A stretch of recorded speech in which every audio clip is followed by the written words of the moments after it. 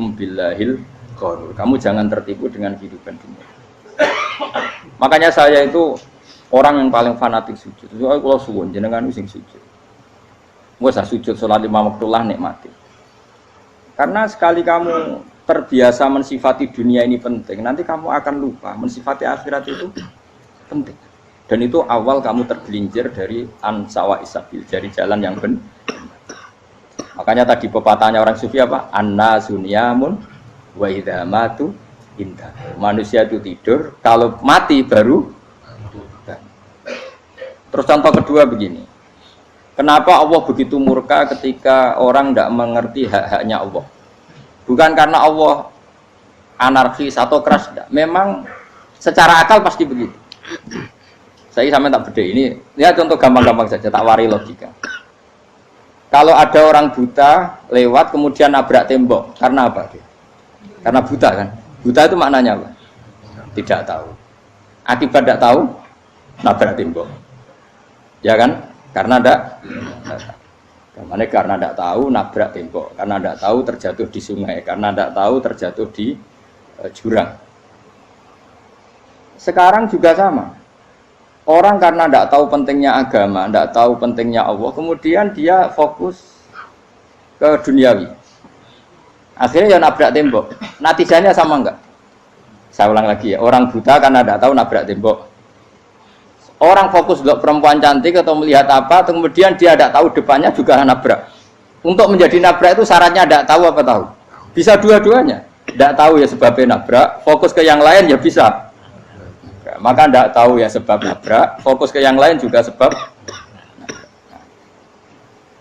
Nah mata kita, hati kita ini sudah dipenuhi hal-hal yang tidak penting, sehingga kita lupa dari hal yang penting. Kayak tadi kita mau minum kopi saja, fokus sampai meninggalkan anak main sampai jatuh. Berarti minum kopi sebenarnya tidak satu kebodohan, tapi ketika membiarkan anak kecil jatuh itu adalah kebodohan. Sebetulnya makan menikmati dunia itu tidak kebodohan, tapi ketika Anda melupakan Allah itu menjadi satu apa? Kebodohan. Ini disebut kamu jangan terlena oleh kehidupan apa? Dunia. Nah kenapa terlena? Itu kakean delok. Mulane Nabi itu ora tau delok dunia. Nabi saya ini tak latih gitu di wali, tapi mukadimah. Kulon itu belum pernah delok. Saya pernah punya kakak wakil bupati, punya teman gubernur banyak tuh. Kalau delok susu rawani sih, mereka khawatir seneng. Nabi itu pernah, Nabi itu jenenge manusia pernah lewat itu. Kemudian tonggo-tonggone Nabi kebetulan pas pulang bawa unta-unta banyak. Itu Nabi melihat mungkin 0, sekian detik. Itu dilori pangeran. La tamuddanna ainaika ila ma matta'na bihi azwajam minhum zahratal hayatid. Jadi misalnya koyo rogen misalnya delok wong numpak Alphard pejabat ana sing bukakno. Enak aja nak jadi wong ngono iku. Kalimat itu direkam oleh Allah bahwa Mustafa pernah ngomong enake dadi wong iku numpak Alphard ana sing bukakno. Tapi kan tetap kirim. Sehingga nanti di akhirat kalimat itu direkam misalnya nanti ternyata yang numpak Alphard misalnya nyuwun sewu misalnya yang numpak Alphard tadi tetap di neraka, kamu ya ikut di neraka. Karena dia menikmati Alphard lali akhirat, kowe yo ngangen-angen kepengen seperti itu. Maka poinnya sama. Kalau pun rokok bareng. Terus ada orang sujud di musola, melarat sujud. Kowe enggak pernah enake dadi wong iku. Padahal sujud itu yang menjadi orang masuk surga. Terus kowe ditakoki ning akhirat. Kowe tahu angen-angen dadi wong sujud mboten ate. Tapi kayak tahu angen-angen mewah nate. Yes, seneng kono kira-kira gitu. Lha iku latara undal pas kowe roh ilmu yakin pas wae mlebu neraka. Iki mulane tak ajari dini kiat-kiat supaya kira mlebu. Makanya latih melihat dunia ku aja kesuwen. Misalnya di konco dadi pejabat. Kalau nanti di keluarga pejabat sampai sekarang pun saya sering punya teman. Mboten nanti kalau melihat bahwa dia pejabat. Karena saya takut dosa. Saya melihat dia seorang mukmin yang sujud, yang sholat. Saya bodoh sekali kalau melihat dia pejabat. Karena itu tidak ada artinya di akhirat. Saya sampai sekarang yang saya melihat presiden orang yang mukmin, sehingga saya harus hormat. Saya melihat bupati orang yang mukmin, sehingga saya harus hormat. Melihat sampean ini wong sing mukmin, malah gue jalalan barang ini sudah mukmin plus. Jadi rasa tiga kartu pinter gue jalalan. Jalalan gudel bisa gaya bisa. Gudel lu rano mana nih? Oh, anu gak angger wong iso maca kitab apa? Gundul. Jos lah. Jadi saya ulang lagi ya.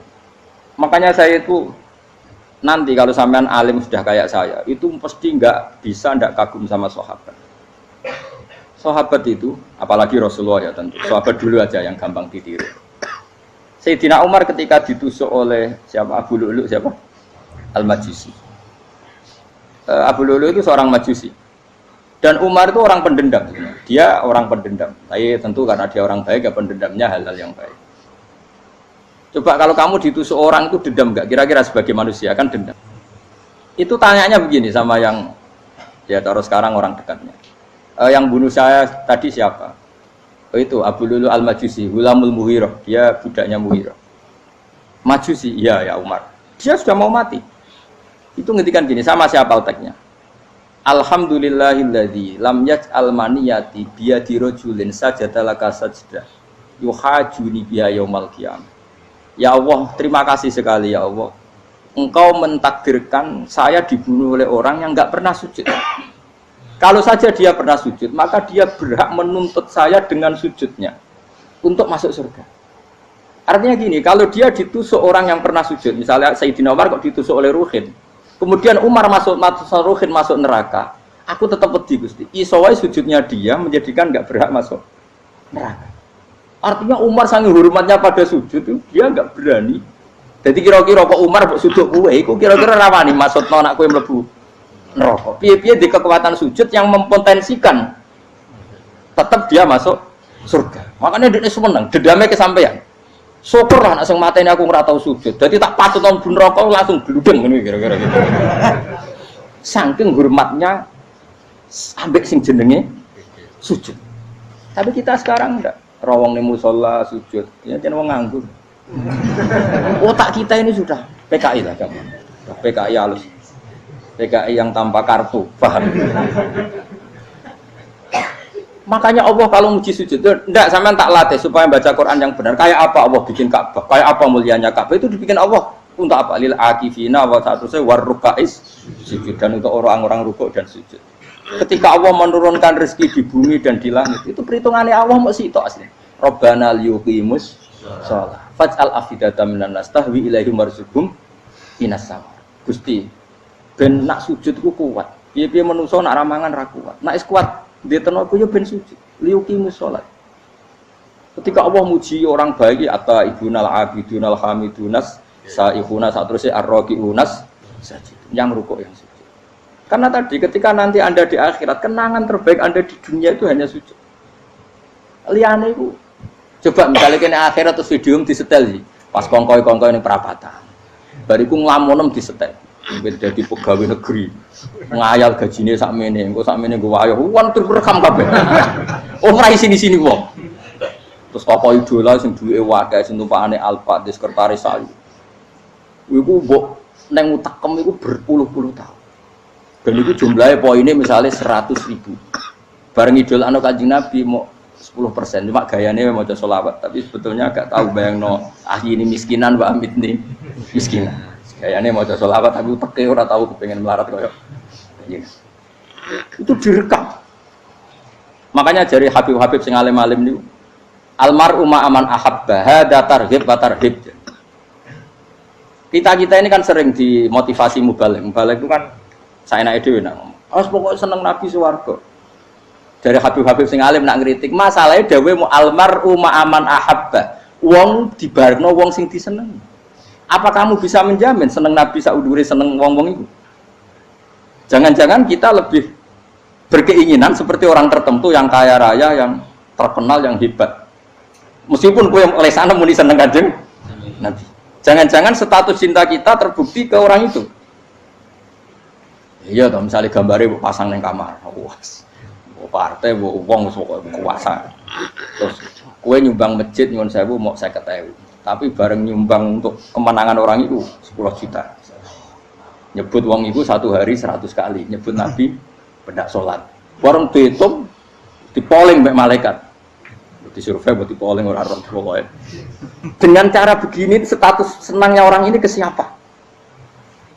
Ya, ono pengajian sholawatan nyumbang 50.000, nanggo pemenangan 1 juta. Diundang hayya ala sholah mlaku ngenteni komat. Tapi nak diundang acara kampanye teko ngarep sedurunge 2 jam. Dari sekian di polling, terus kadar cintamu ke siapa coba? Dari sekian indikator misal cara polling. Jangan-jangan diputuskan lebih seneng ke itu. Ya sudah almarhum aman. Apa? Makanya kata orang-orang alim almarhum apa? Orang itu terserah disenangi. Masalahnya kita tidak ada jaminan lebih seneng Nabi. Ya ora ono jaminan ya saya sampean misale.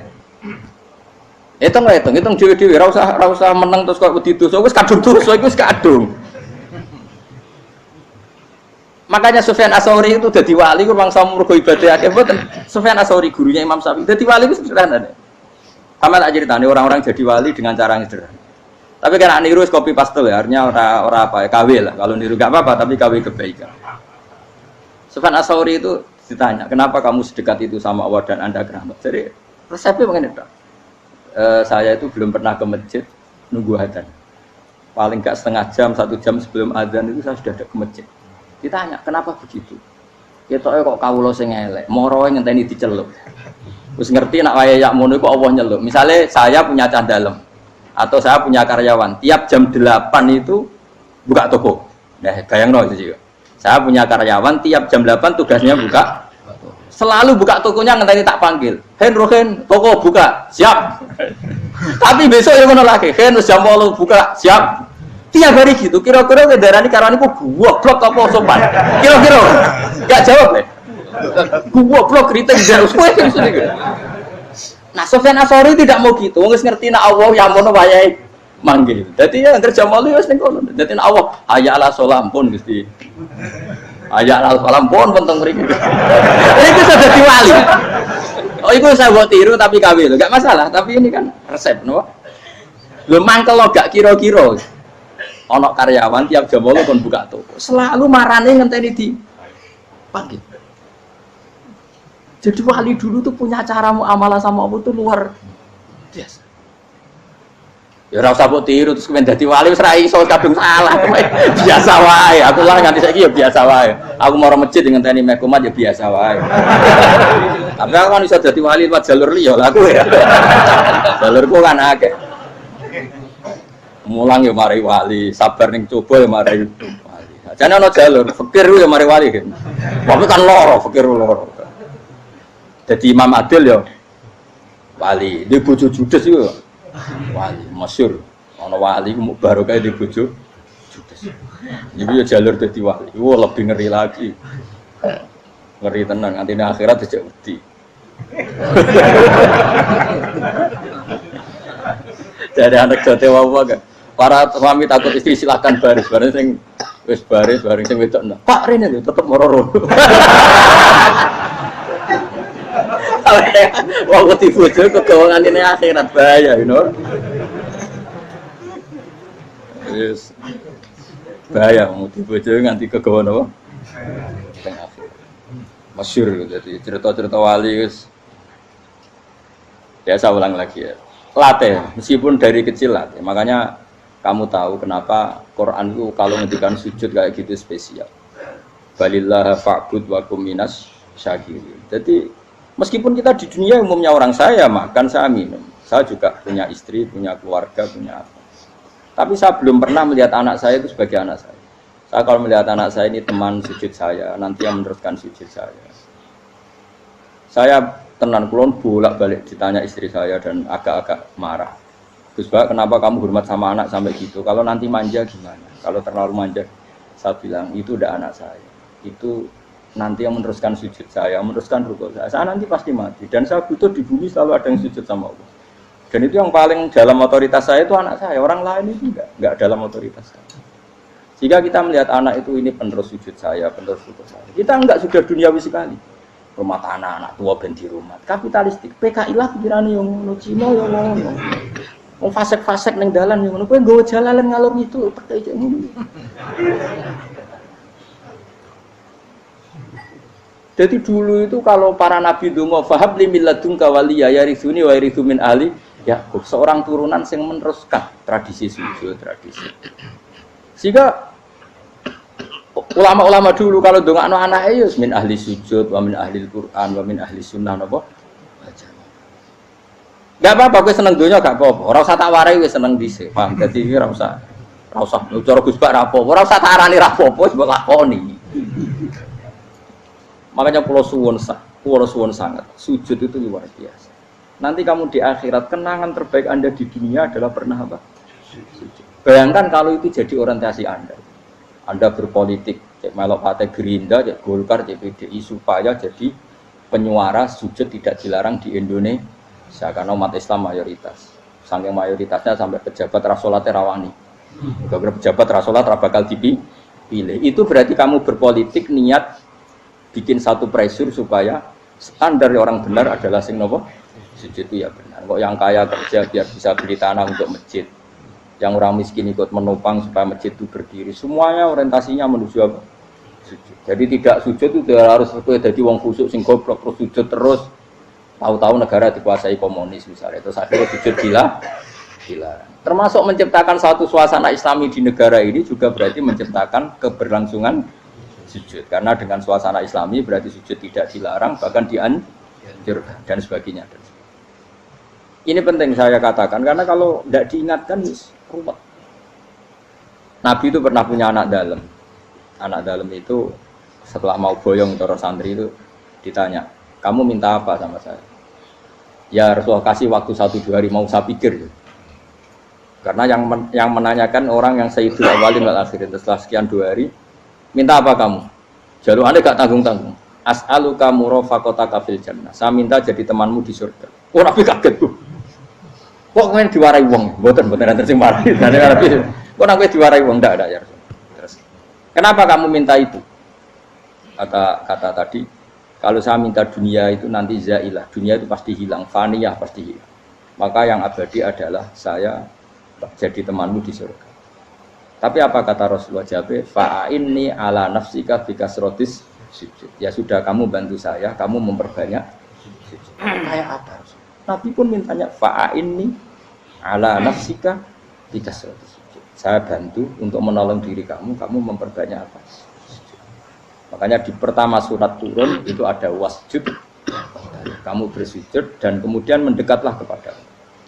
Tapi sekarang enggak. Karena kita kena hijab duniawi, mitra penting, semuanya penting dan semuanya penting itu makna di hati kamu adalah khadzun. Bahkan ngidolakno kiai perkara khadzun nafsu, wae nak dadi kiai gede. Wah, teko ditolak al-badru. Wale napu widato MC ne muni Saiful Fadilah wal Karomah, mbah sauni-unine MC. Bariku disangoni dihormat. Tekan muji ulama wae dari segi dun. Ya, bariku iso wayo akeh macam-macam. Utek nek selek, tekan muji ulama wis dari segi.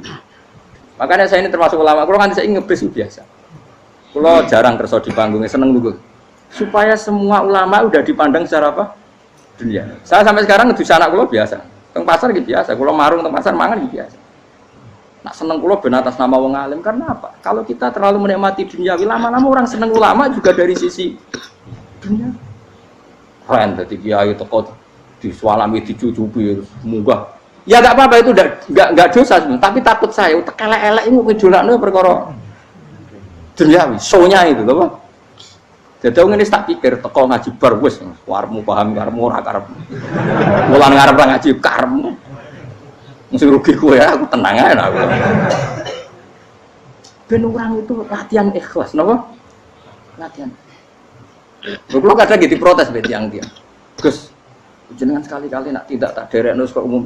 Aku itu tidak mengharamkan itu, menaik kalau dereng tua. Dereng haji malah turun, topa meneh. Jalan era roh, dereng kiai malah nyala topa. Ngerusin tahu tak kon dereng nang kota, tak kon sepeda motor kan terno ning gone Malibu. Jalan itu roh malah jon neraka. Lha kene jalan akhirat ora roh donya ora roh. Lah tak kowe wong ijo urip. Jalan dunia ora roh, jalan akhirat ora mbok roh iku apa. Repot. Jadi kenapa saya ndak mau, bukannya menolak. Saya senang kalau kiai-kiai terhormat, senang sekali. Saya senang kalau ada ulama dihormati karena supaya jadi tradisi ulama itu terhormat. Tapi jangan semua ulama mau dihormati. Nanti lama-lama jadi siklus. tekan mencintai kiai saja karena fasilitas dunia. Kowe seneng dadi imam masjid akbar, masjid Istiqlal, imam besar. Seneng mergo kenal presiden, datang dikawal. Seneng dadi sugih, wah keren salat ngarepe Ka'bah, teko dikawal askar. Ya kalau seneng karena itu kan berarti menjadi dunia. Itu sirinya kenapa Rasulullah ketika ba'da Fathi Mekah sudah menguasai Mekah, sudah naklukkan Mekah Madinah. Nabi itu satu hari terbiasa mau sarapan saja kadang nggak ada yang dimakan. Tanya ya Aisyah, apa saya bisa sarapan? Enggak ya Rasulullah. Ya sudah saya tak puasa. Supaya tetap terkontrol bahwa umatnya mencintai beliau bukan karena kebesaran. Itu Rasul. Itu setelah periode Mekah loh. Jangan kira itu periode Medina. Apa? Itu periode apa? Medina loh. Periode yang setelah Nabi punya segala. Tapi Nabi tetap seperti itu. Kenangannya Aisyah sebagai istrinya apa coba? Dia cantik sekali. Aku tahu jajal turun ngarepin Nabi terlentang. Ya Nabi tetap sholat. Nah beliau sujud sikilku tak ingkretno. Nah beliau ngadeg tak lonjoro meneh. Jadi Aisyah wa ana muqtaridotun bene adi turu terlentang. Jadi cara ya sudah terlentang. Wong Nabi nak sholat suwi dia tetap sholat. Tapi di bojo ayu ora ngerasa sholat. Bojo elek ora sholat meneh. Bojo elek amen junub meneh. Kowe ora kena go contoh kasus wis wong kasus. Kowe di bojo ayu prawan turu karepku sida salat ora bos misale lho. Pomene wong jegoten wae tambah over. Mustofa kula ora nyek jegoten liyane ora salah situ. Mergo nak nyek wong akeh dosa, nak nyek wong sita ora. Misale dosa tak hitung mau ke sore. Aku nyek dosa sita, mulang ganjarane 10. Cek susuk piro? Cek sarplus orang dagang cek. Cek badi. Iku kan adene ra ikhlas. Ra ikhlas aku yo ra ikhlas ilmuku, malah lara. Malah ngerokok ping 13 sebenarnya. Makanya ini dipikir ya, saya ulang lagi, harus dipikir secara matang-matang bahwa kita tidak boleh terlena oleh kehidupan dunia. Menjadi bodoh kan Anda minum teh, kemudian anak Anda jatuh di pinggir Anda. Paham ya? Nah, sekarang menyangkut mukjizat. Ini masih tentang ayat ini, nanti sampean tahu logikanya. Tak bedain, tidak jawab satu-satu aja. Karena iman sarannya harus tahu. Fa'lam itu tahu. Fa'lam annahu la ilaha. Ketika sekarang telur, saya memberitahu misalnya, telur ini udah dipitik, cara kowe mungkin tahu. Ayo jawab satu-satu. Mungkin kan?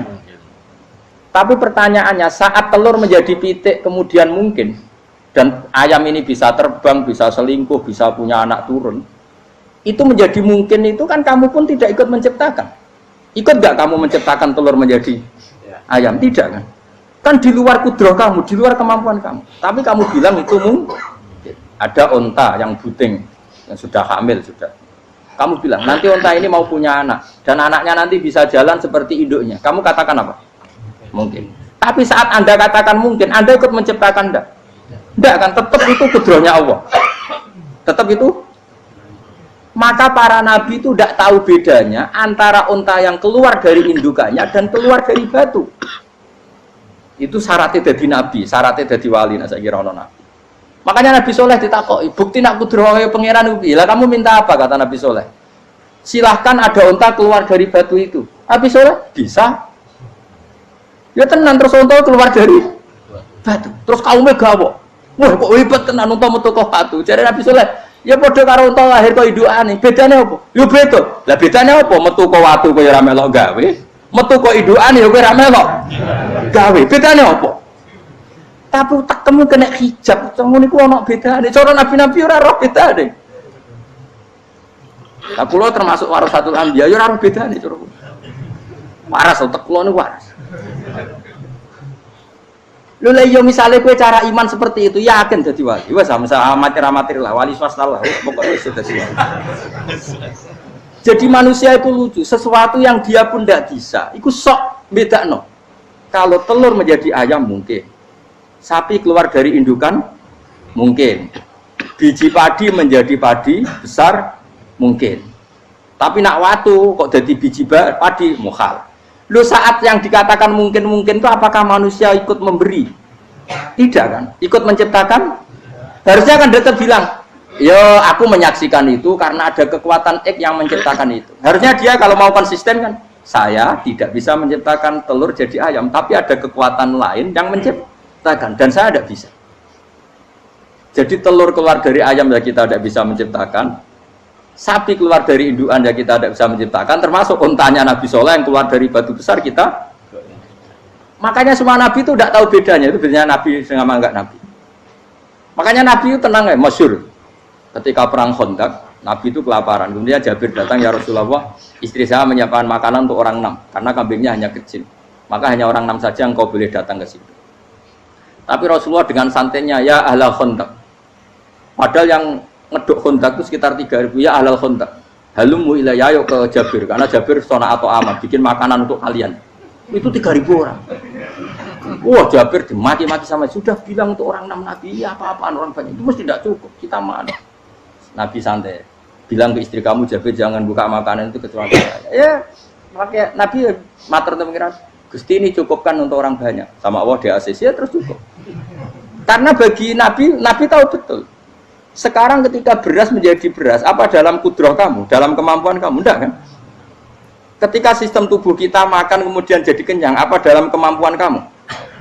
Kue muni mangan maknane sego bolebokno mulut, terus kue darani punya kemampuan makan.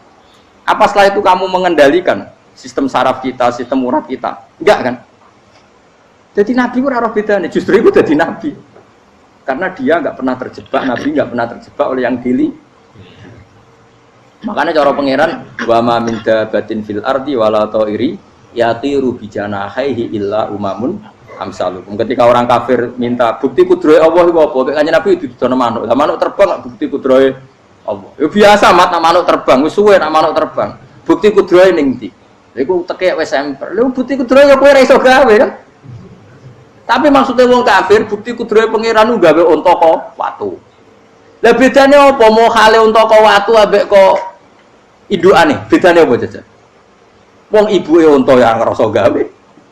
Apa ibuke unta bisa menciptakan anakan unta? Kan tidak bisa juga.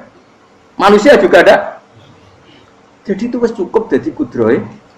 Tapi manusia angger barang sering terjadi darani mungkin. Maknane mungkin dekne sing menentukan mungkin atau tidak. Padahal zaman mungkin pun dia tidak ikut menciptakan. Ini eling-eling.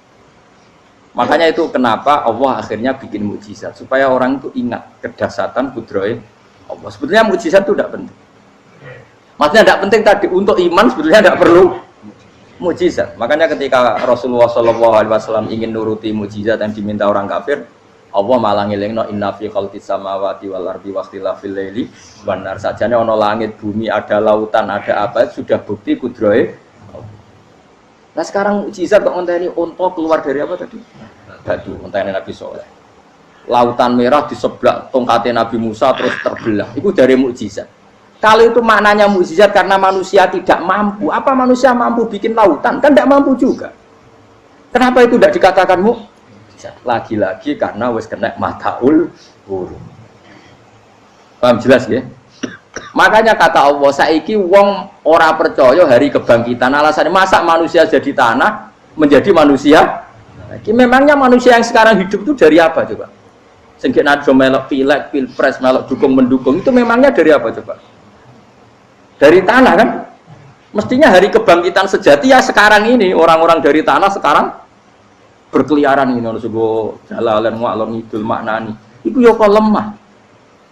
Kemudian setelah jadi tanah mati, orang engkar. Wah ini nggak mungkin jadi manusia lagi.